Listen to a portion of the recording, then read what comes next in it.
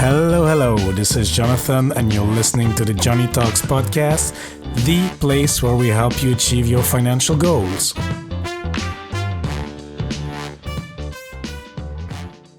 Hola amigos, hope you're having a great day wherever you are, whether that's in Vancouver, Medellin, Colombia, or London. And before I forget, if you're a new listener, I want to give you a special warm welcome to the show. Thanks so much for tuning in, it really means a lot to me. And in today's episode, I'm excited to speak to my friend Joseph Hogue from the YouTube channel Let's Talk Money. I'm quite excited about this episode as I am a subscriber to Joseph's channel myself and I watch it on a regular basis. Joseph indeed loves to talk all things money, from the stock markets for beginners to how to buy stocks, from passive income and side hustle ideas to the best investment in dividend stocks. My primary interest in watching Joseph's videos is actually to learn more myself about dividend-paying stocks. This is a part of my investment portfolio I want to grow actually. This episode will be a little more technical than usual, as we'll indeed discuss a few financial ratios, such as the PE ratio, price on earning ratios, operating margins. We'll discuss as well the dividend payout ratios. But don't worry, Joseph will make it easy to distill the information, and he will guide us through the wonderful world of stock pickings and dividend stocks. Yeah, no, I'm totally nerding out here. This episode is for you if you're interested in learning more about stock pickings, or if, like me, you want to grasp the essentials behind dividend-paying stocks better. So let's not wait a minute more and let's go for the interview. Hello, Joseph. How are you doing today? Jonathan, I'm great. Thanks for having me on the show. Excellent. And I'm very excited to have you because I've been following your YouTube channel, mostly because I wasn't interested in getting more into dividend stocks.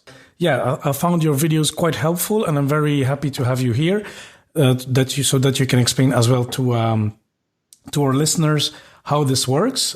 We have already touched upon stocks as such on the show, but it was mostly index funds or mutual funds or more passive ways to invest.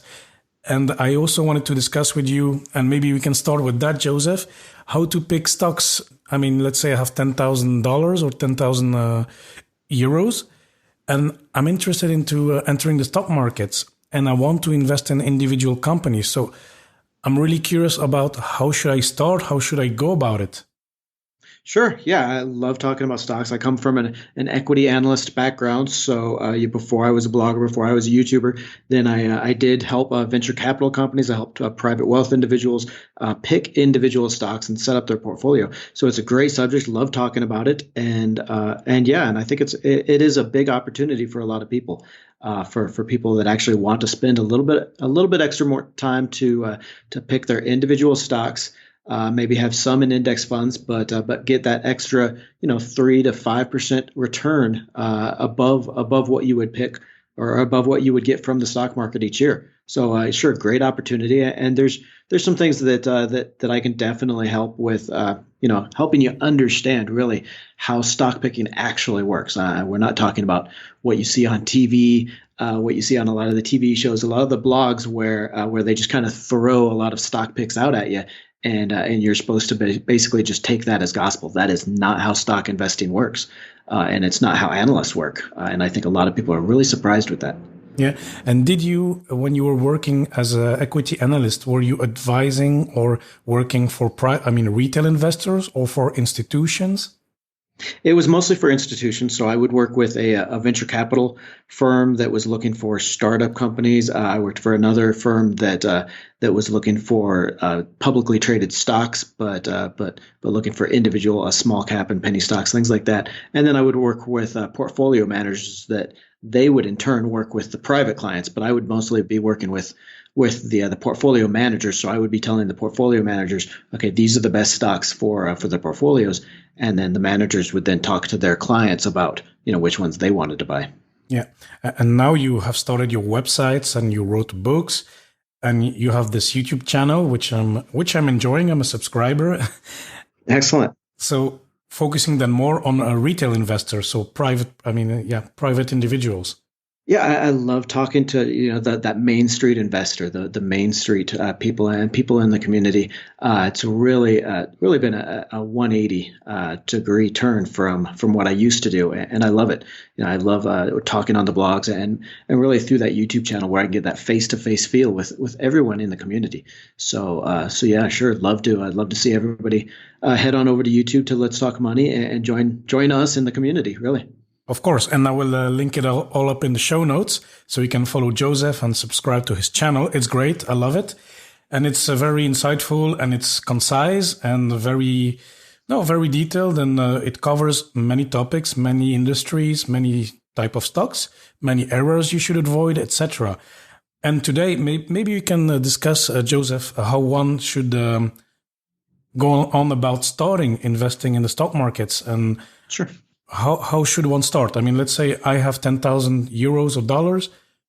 Okay, how do I go on about it? Should I just watch your show and follow everything you say, or read the Wall Street, the newspapers?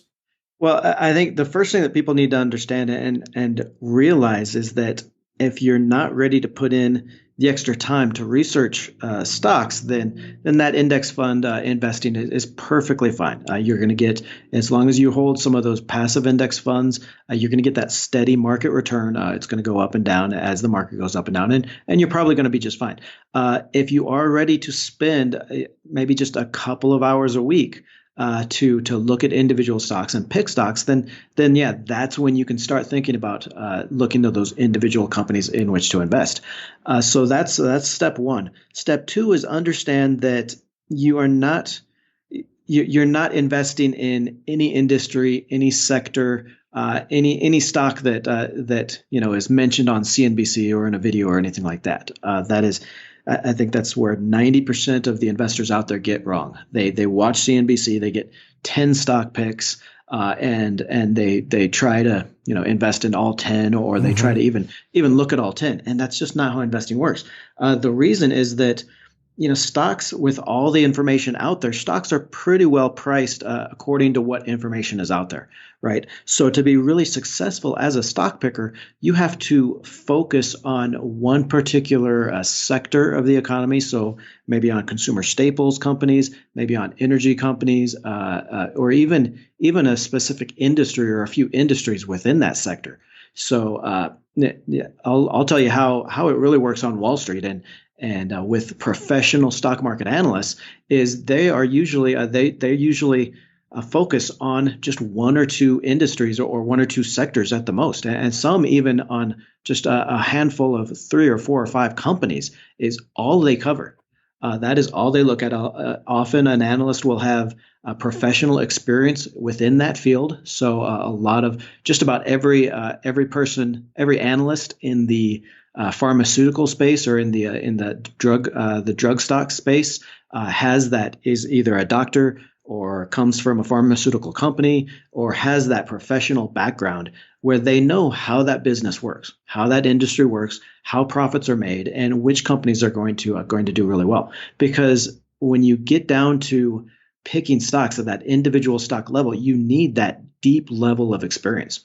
And it's not to say that people, just the ordinary the Main Street investor can't do this, but they do need to focus. So if you're what's ideal and what's really what you want to do is investing in stocks within your industry. So if you are and this can work for anyone. If you if you're a construction person, then start looking at construction stocks of construction companies, right? If you're a doctor, then I start looking at either pharmaceutical stocks or healthcare stocks, things within that sector or within the individual industries, and then start there to do your research on those individual companies. Okay.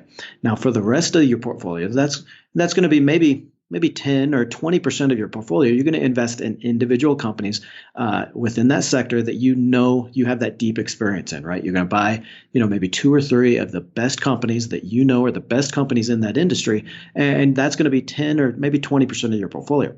With the rest of your portfolio, since you don't have that deep level of experience in all those other sectors and those industries, then that's where you buy those stock market funds, right? The index funds, the ETFs, that kind of thing, to to give you that broad exposure to the rest of the market. So what we're talking about here is getting that stock market return through those index funds, and then using your specific professional knowledge in that one industry or that handful of industries or that handful of stocks to get that extra return. Okay, that's how you make money in the stock market. It's not by starting with the 5,000 stocks available, 5,000 companies available, and trying to pick the best ones. Right? You start with a much smaller group. And where you can best apply your knowledge. That's what stock picking is really about.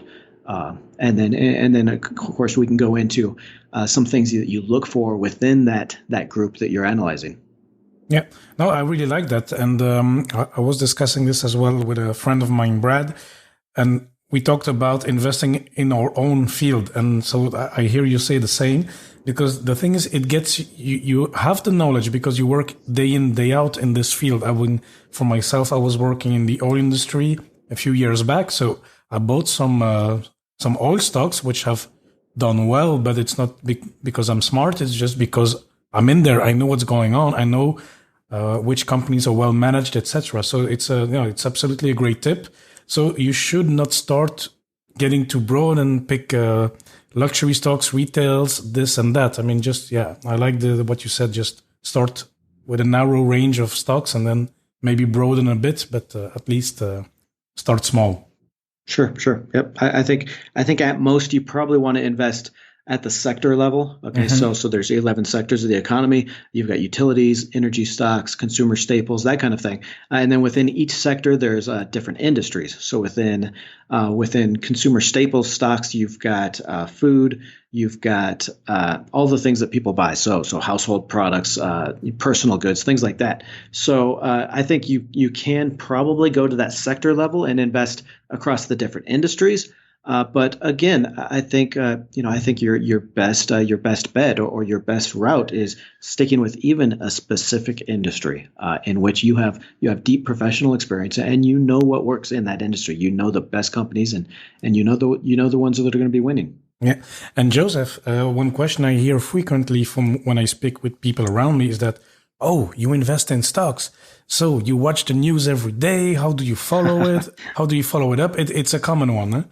Sure. And I think going back to that strategy, this dramatically decreases the amount of time that you need to research and to watch TV and watch the news and watch videos. If you're only covering maybe a handful of 15 stocks, 10 or 15 stocks at the most in an industry, then that's all you have to worry about. You keep up to date with all the news for those stocks within that industry.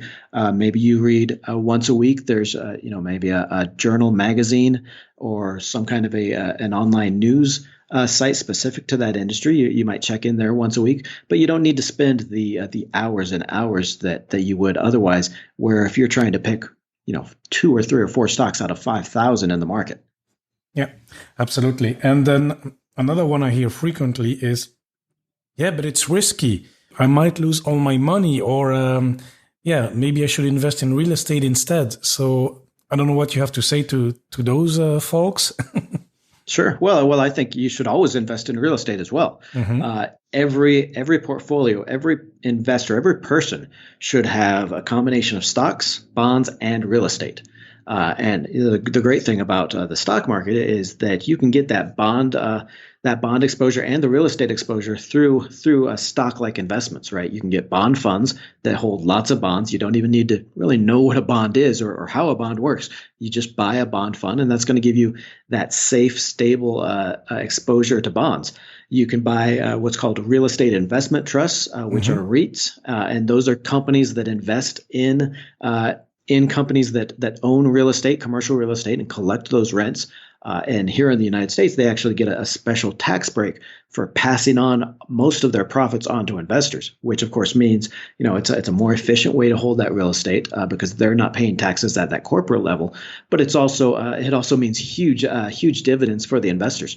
So every investor wants some bond funds, wants some REITs, even if you're investing in maybe your own rental properties or some other types of investments. Put some REITs in there. But then, yeah, sure, stocks are risky. They're always going to be risky, even with this strategy, which lowers the risk a little bit because you're still getting that stock market return, that overall return with those Hmm. index funds, and you have that professional experience. So you're not just throwing darts at a page of the Wall Street Journal. You're actually you know what you're investing in. But stocks are going to be risky, but over the long term, they provide a great return that just can't be beat, right? If you're investing over 10 plus years, those stocks are going to provide between an 8 to 12% or higher return. Yeah, and that has been the case throughout your career as well. That the stock markets was returning an average of 8 to 12%. Sure. Yep. Yep. This last 10 years has been kind of out of the ordinary. Stocks are, I think, 12 to 15%. So that's definitely not something I think people should expect going forward for the next 10 years. People Hmm. probably shouldn't expect 15%, but there you should be happy with 8 to 10%. Uh, Understand, one thing that I tell investors I think surprises a lot of people is understand that investing is just as much about what you put into your account as those returns. Everybody wants to invest in stocks and get rich, get those double or triple digit returns, and it just doesn't work like that, right? If you're putting in, say, a consistent monthly amount, say $50 or $100 a month, and getting about 7% return, let's say, then so if you're contributing every month that same amount, the returns, the money you make on that money doesn't equal half of your portfolio for 20 years. Okay, so that money that you're putting in is the greater part of your portfolio for all of 2 decades, right? So Hmm. it's so important that you put in money every month consistently and really grow your account that way. Don't chase after these penny stocks that are going to make you rich overnight and also going to lose your money in the next night. Just put your money in consistently. Pick a handful of individual stocks if you will, if you like, and that's how you grow your money. Okay, very good. And Joseph, what drove me to go to your YouTube channel is dividend stocks because this is something I personally wanted to know more about. Because what I like with dividend stocks is that it is a form of passive income, a bit like the REITs, as you said. So it provides you an income quarterly or biannually or even monthly, depending on the stock. And can you tell us a little bit more about how to look for dividend paying stocks? Sure. Well, who doesn't like being paid while they invest, right? Yeah, And exactly. that's really where these dividend stocks and those REITs come in. Is you receive that constant and consistent cash flow from just holding the stocks, and it turns out that dividends are about half the total return from the market, right? So going back, decades and decades of stock market data, then the dividends you collect are about half of your total return. So it's a huge part, a very important part of the market return. And there are a few things that you can look for when you're looking at dividend stocks. Again, I would say that you could probably buy maybe one or two index funds that cover specifically dividend stocks. And then go back to that strategy of, okay, so you're in your industry looking at stocks and then picking dividend stocks out of there. And what I like about dividend stocks is that they provide kind of a cash discipline on management, right? So every company they have profits, they have returns, and they have cash flow, and they've got two decisions to make with that, or two decisions to make with that cash flow. They can either reinvest it in the business or return it to investors as a dividend. So companies that have no dividend, that pay no dividend, they've got all this cash flow and are just pushing it towards projects. Well, companies that pay that dividend, they've got a little bit more cash discipline because they know they have to meet that dividend. They've Hmm. already agreed. They've committed to paying that dividend on a monthly or quarterly basis. And so they have to kind of pick and choose the best projects that are available. So it's a little bit of cash discipline for them. Plus, you get that extra return, like we talked about. Yeah. And one of the things you want to look at in a dividend stock, I know a lot of people, they love just investing on the highest dividend yield possible, right? So every stock, they're gonna pay out a dividend amount each 3 months usually, and so if you add that up over the 4 quarters, so add up the total dividend they pay in a year, and divide that by the stock price, then that's the dividend yield. Okay, it's always quoted on an annual basis. So if you see a stock that pays a 4% dividend yield, that's going to be 4% of the stock price that they're going to pay out each year. Okay, and so a lot of people, they just love to go after the highest dividend yield they can find. Well, the problem here is that especially when you get up into stocks paying an 8% or 10 or 12% dividend yield, is that it is very hard to meet that dividend payment and still grow a company, right? A lot of these very high yield stocks that you're going to find are in companies like BDCs, which are business development companies, which are kind of lenders to small and medium sized businesses. You get also master limited partnerships, which are kind of energy stock companies. But a lot of these, they pay out so much of their earnings as the dividend, they don't hold anything back to grow the company and really to stay competitive. So what you want to do, you want to look at the payout ratio, and this is just the dividend that they're paying out compared to their earnings, right? The earnings is the profits for that time. And so what you can do is you find the earnings per share on just about any investing platform, and then you take the dividend, the amount that they pay out over that period. So whether it's a quarter or whether it's a year, and it's just the dividend divided by that earnings, and that's the payout ratio. Now, what that's going to tell you is, of course, how much of their earnings, how much of that company's profits they're paying out, they have to pay out as that dividend. And again, this is going to be different for industries, for sectors, companies in, for example, insurance. Those very stable cash flow utilities is another one, are going to have a very high payout ratio. They're going to pay a lot of their profits out as a dividend. Okay, and that's fine because their profits are so stable and are so consistent that because they know, okay, especially utilities that have a monopoly on their customers in a certain area, they know how much they're going to make every quarter and they can pay out a certain amount. Other industries like technology, biotech, things like that, they don't have that consistent cash flow, right? So they're going to be paying out a much smaller percent of their earnings as the dividend, just to be on the safe side, right? Just to make sure that they have cash available to pay out the dividend and still grow the company. So what you want to do anytime you're comparing dividends, and really anytime you're picking stocks, right? You want to compare stocks within the same sector, within the same industry, okay? Because all of these things that we can talk about, all these things you hear about, like the price to earnings ratio, the dividend, the payout ratio, the dividend yield, these are going to be very specific to that specific industry, okay? If you're comparing the price to earnings ratio, which is an example of how expensive or cheap a stock is, if you're comparing that a tech stock against a utility stock, well, then of course, often the tech stock is going to be much more expensive. It's going to have a much higher PE ratio because the growth is so much higher, right? Investors are willing to pay a higher price for those earnings because the earnings grow so much faster than that utility company. So what you want to do, and so comparing that PE ratio again on those two stocks means really nothing, right? Because it tells you nothing because the tech stocks are almost always going to have a higher PE ratio. So what you want to do whenever you're comparing stocks, whether it's that payout ratio or the PE ratio or whatever, is you want to stay within one industry when you're comparing stocks. So compare tech stocks against tech stocks, compare utility stocks against utility stocks, and so forth. Okay, that's going to tell you then when you're in that industry and you're comparing the payout ratio, you're comparing the PE ratio, then you can know that you're comparing apples to apples. Okay, you're comparing the same business model within that industry.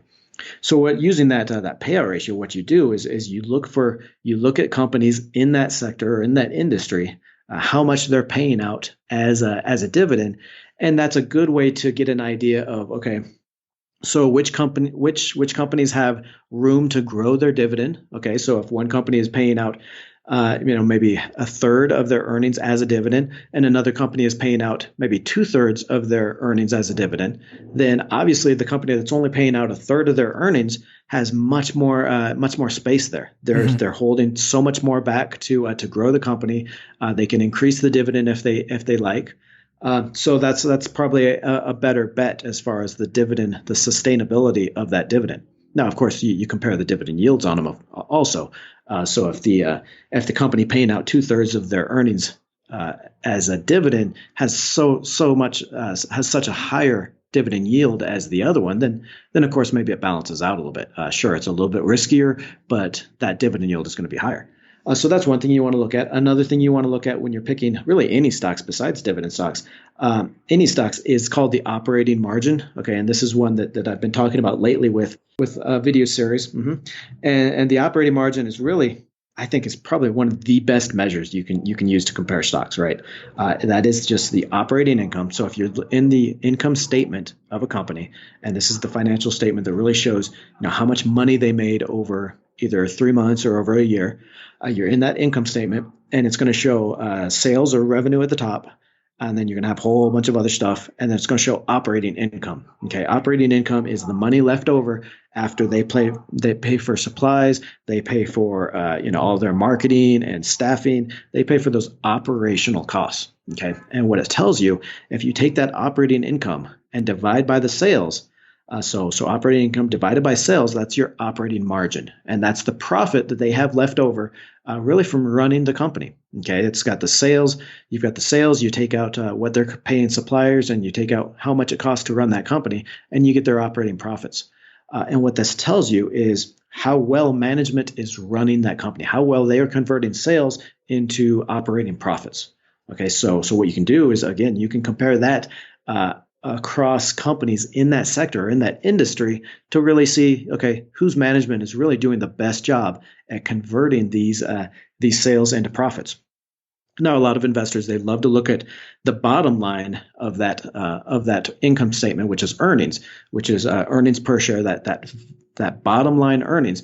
The problem here is that includes things like taxes, that includes the debt leverage that they're using, so interest payments, that kind of thing. So it's muddled a little bit with some of these other accounting ideas. That's why I like to use that operating income, that operating margin, to really compare companies, because it gives you a little bit purer idea of management's ability to convert sales into profits.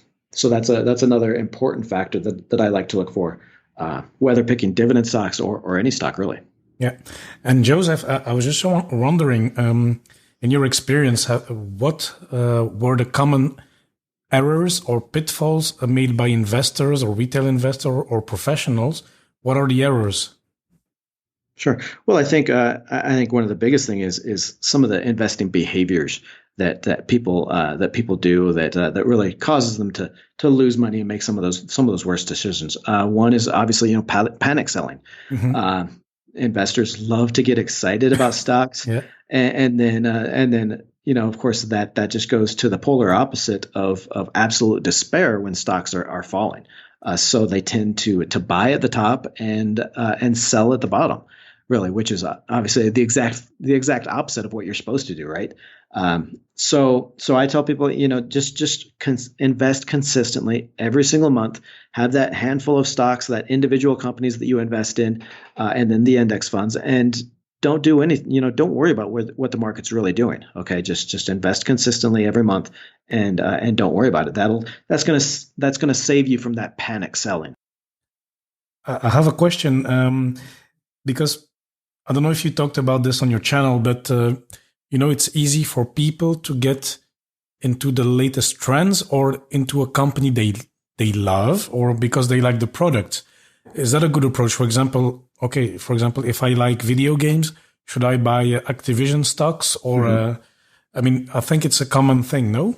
Sure. No, that is a great question, actually. And people always refer to Peter Lynch, which is a legendary investor. Ended up, I think, as as the portfolio manager for the Magellan funds. Peter Lynch beat the market he beat the market for about 2 decades straight, right? Mm-hmm. I think he ended up producing maybe a 25% annual return. And in his book, he says, invest in what you know. Right. And that's kind of one of the golden rules of investing.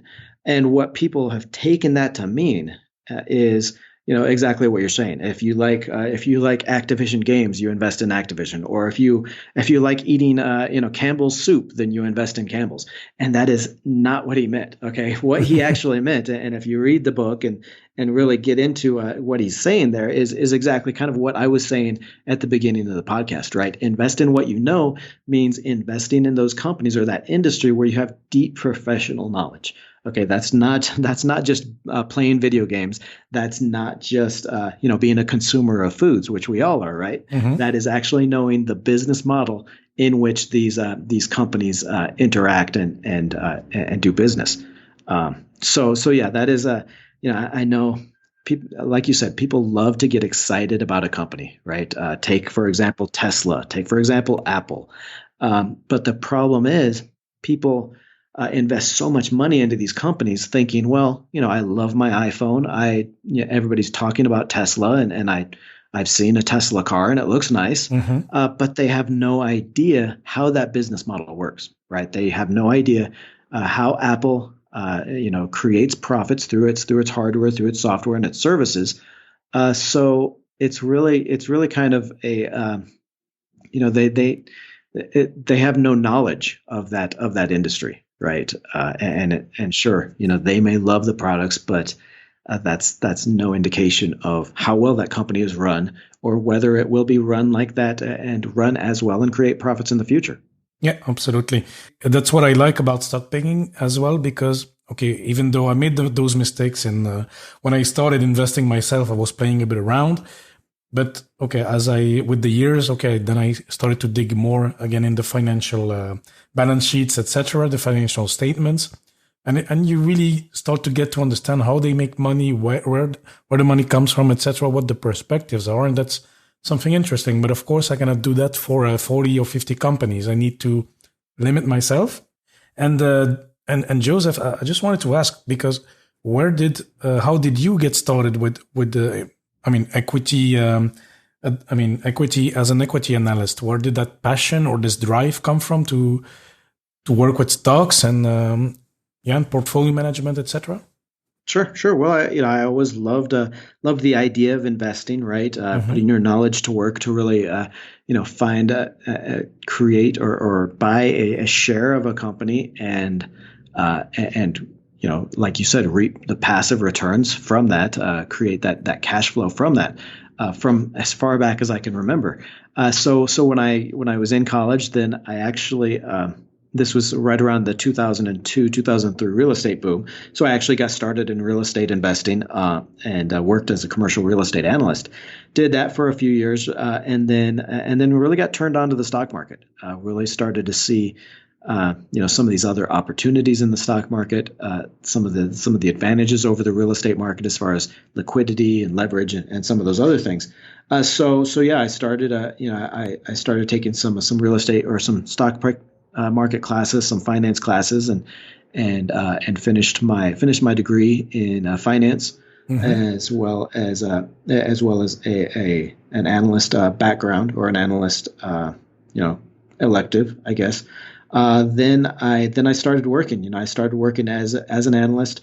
I started studying for the Chartered Financial Analyst designation, which is kind of the gold standard for analysts, right? A lot of people, they see that CFP or the financial planner designation, and that's more for the retail advising, so working with people for their wealth goals and that kind of thing.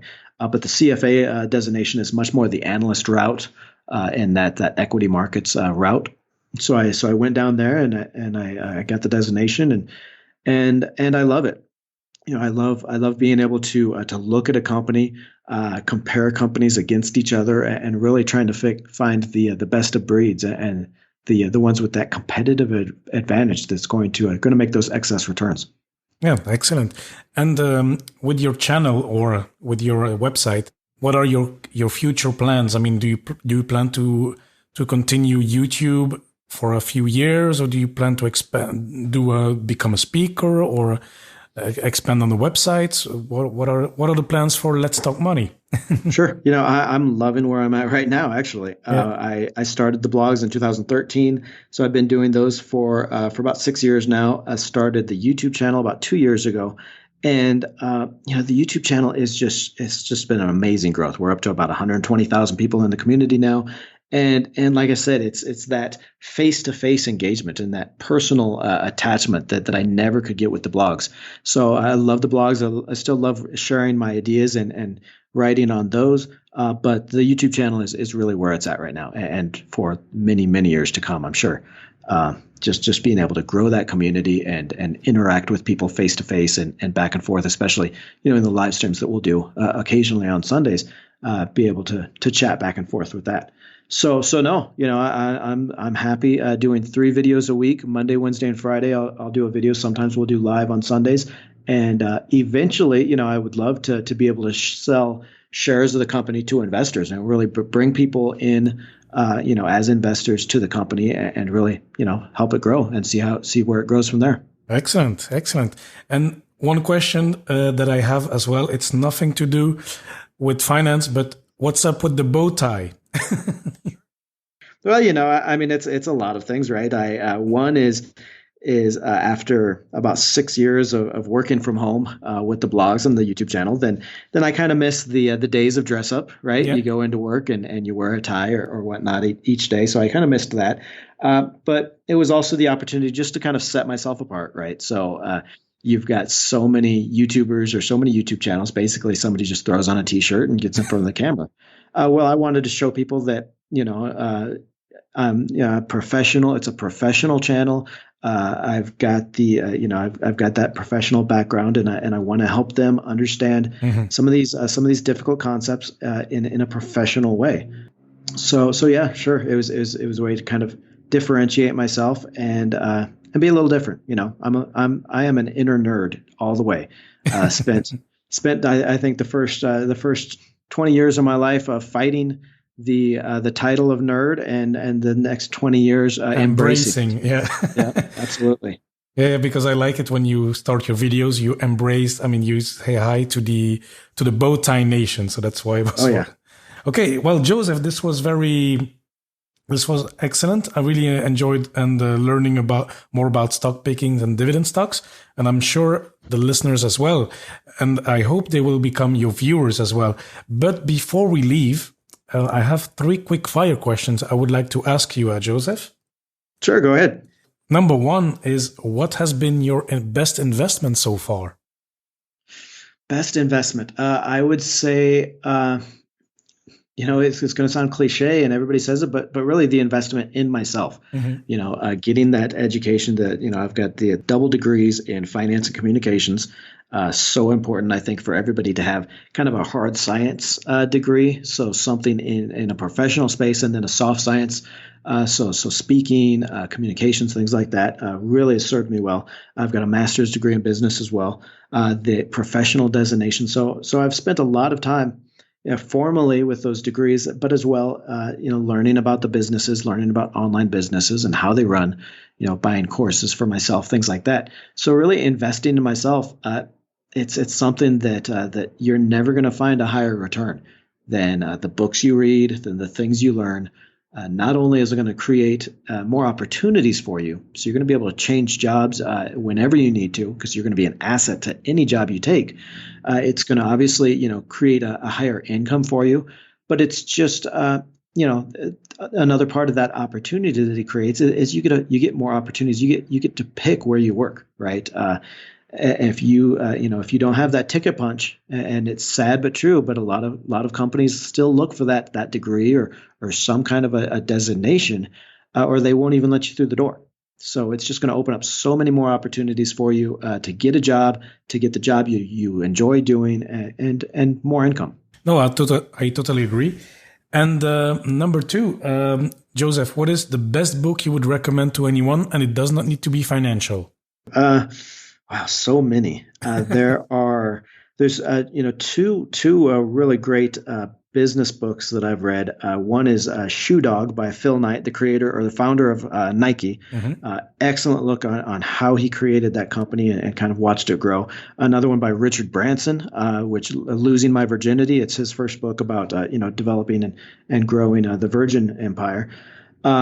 I am a huge fan of history, right? Human history, how we've developed and evolved through the ages. So I read a lot of that. One really interesting one is called *Sapiens*. It's by a guy, I think Noah. I want to say Noah Berger, something like that. But it's kind of that, and it's not necessarily just a history lesson, but it takes chunks out of out of our evolution and historical evolution and why we kind of behave and react the way we do today. Last one I would say is The Ascent of Money. It's about by Niall Ferguson. And it is a kind of that history of money, how it evolved, how we developed it to from hundreds of years in the past. A very interesting read on stock markets and investing and that kind of thing. Okay, well, it looks good to read around the Christmas time. Sure. So I'll put it on my list. And are you as well? I mean, do you have who do you get inspiration from for the financial world? Like you mentioned Peter Lynch before, Warren Buffett, or those guys, or any other big traders or investor?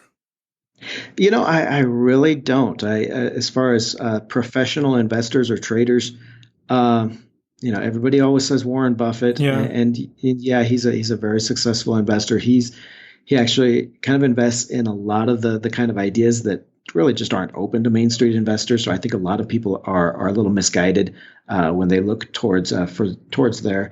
A lot of the other people that you see on TV, they're really pitching their own specific investments, right? And they're wrong, 51% of the time. Of course, when they're that other 49% of the time when they're right, then they use that to prove how smart they are, and that's what they talk about for years and years.